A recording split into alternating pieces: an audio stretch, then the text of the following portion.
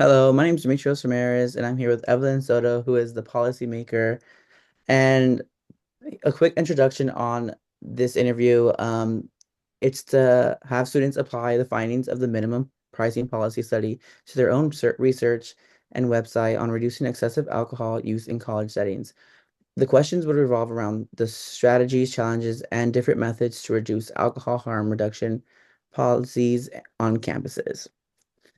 So the first question I have for you, Evelyn, is can you define what is the concept of minimum pricing policies in your study, and how did you come to terms that could possibly impact your policies on college drinking? Yeah, so minimum pricing policies are also known as MP policies for short in this interview. They are set prices on alcohol that were made to reduce excessive drinking by making it cheap alcohol less accessible. Research shows that college students are more price sensitive, helps discourage binge drinking when MP policies are involved.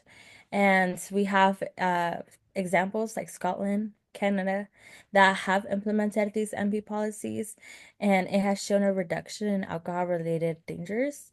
And that being said, I believe implementing MP policies could effectively reduce excessive drinking among college students. And besides raising alcohol prices, what other ideas do you think could help excessive drinking on Yeah. college campuses? Positive activities. Sometimes students tend to drink too much because they reportedly feel bored or stressed. If students have other fun things to do on a campus, like sports, clubs, or hobbies, they might not feel the need to drink. College and outside communities can offer more activities to keep students busy, happy, and engaged. And then how do you think college students would feel about a rule that sets a minimum price for alcohol, and how do you think it can like be in a smooth transition to be in a way they can undergo that process? Yeah, so college students will most likely have mixed reactions when it comes to minimum pricing policies. Some might be opposed to it, seeing it as an unfair financial burden, or like an unnecessary restriction. But I also believe that some people may support the idea of empty policies due to it being a way to reduce alcohol-related risks, which would help promote safer drinking habits for them. To ensure a good and smooth transition, I believe just having a clear communication about the policy and what its purpose and how it is just set to benefit them in the future, it will allow us to move on to the implementation. And lastly, some people may say that alcohol making alcohol more expensive would hurt low-income students without stopping them from drinking too much. What are your thoughts on this statement? Raising the price of alcohol is a very complex topic, especially when considering its impact on low-income students.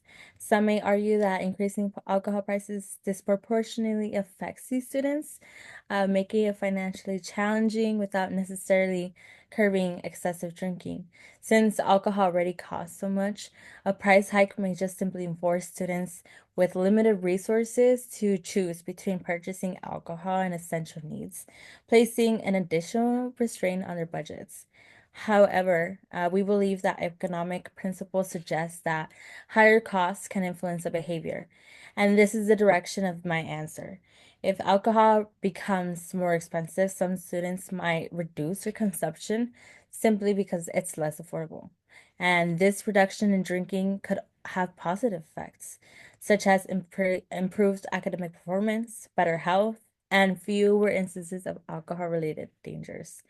The issue of alcohol prices has valid arguments on both sides. It could make things harder financially for lower income students, but it might also help them make healthier choices and lifestyle choices.